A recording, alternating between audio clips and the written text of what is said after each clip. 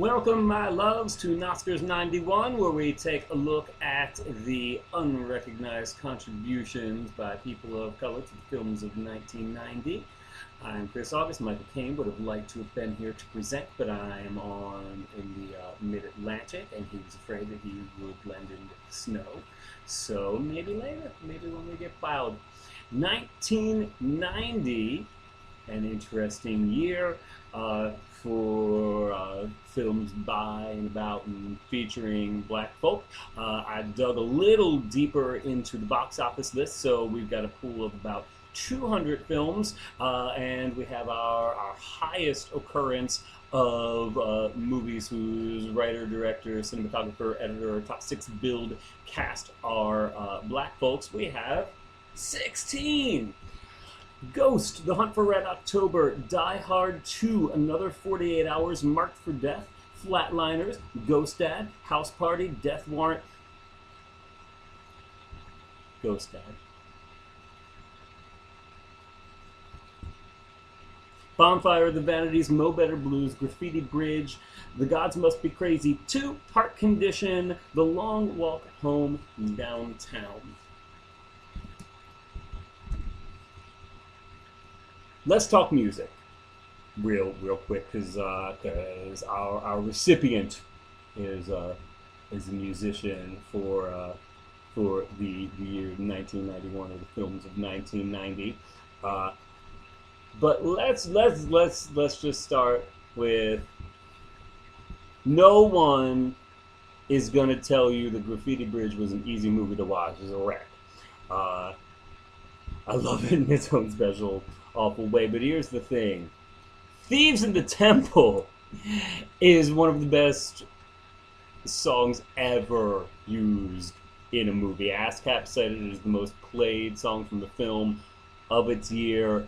It was written by Prince. It was as though all of the emotion that should have gone into the performance, it was like they siphoned, like, hey Prince, hey Morris Day, hey that one new girl who would never in nothing else ever again, come here, just let me take all your feelings, and it just sucked them all out, and there was nothing left of them for the movie. But Thieves in the Temple got it all. Like, ostensibly, the reason that you've got all these subcommittees and guilds and whatnot within the Academy is so that everybody didn't have to suffer through terrible movies to still cite the good things that happened in them. So what was the music department doing that they missed this amazing song by a genius in this not so great movie? Nah. It was also the year of House Party. I mean, if you had basic cable in the 90s, every weekend you watched Kid and Play on Comedy Central. You watched every House Party movie. I love those movies. The underrated, gone way too soon Robin Harris with a supporting performance that I still love.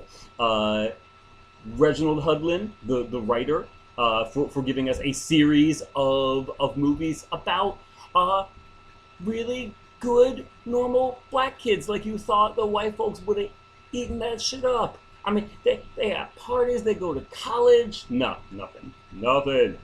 And then, big one. This is one of many years where there was a chance to recognize the genius of Ving Rhames. Ving Rhames, who gave his one and only Golden Globe to a white man in a movie that I like to call the Reverse Maclemore a few years later, when he won for the Don King movie and gave it to Jack Lemmon for playing a dying man when he was in fact a dying man in real life. So that was a big stretch. So Ving Rhames for The Long Walk Home, not cited. Wesley Snipes. The excuse usually for ignoring Wesley Snipes is only in action movies. Nothing short of genius in Mo Better Blues.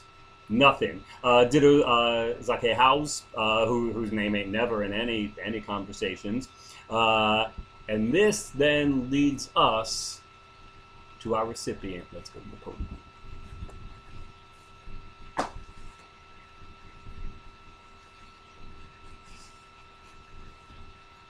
If you know anything about the ins and outs of the Oscars, you realize that a lot of the categories, especially the text, work on a bit of a formula.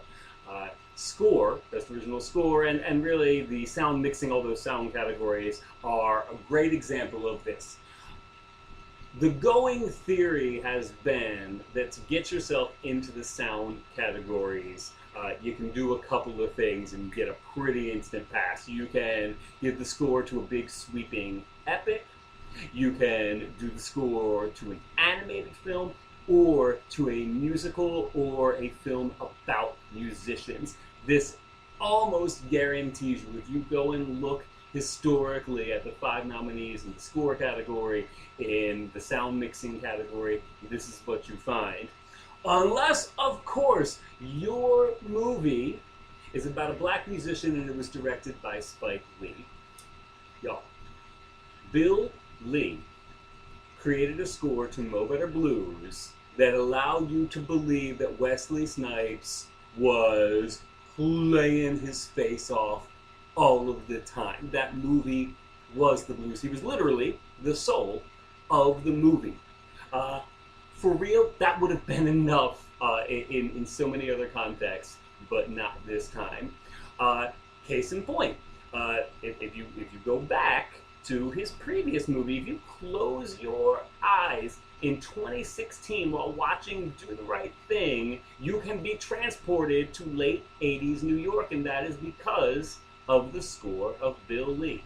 Bill Lee's 87 years old, he's never been nominated for an Oscar, probably won't, and he made this movie. And one of the important things when we talk about Spike Lee, right, is like when you get white pushback, talking about black artists being recognized in any kind of way, all you hear is, well, if black people don't like this, why don't they make their own movies? Why don't they employ each other? That's what Spike Lee does.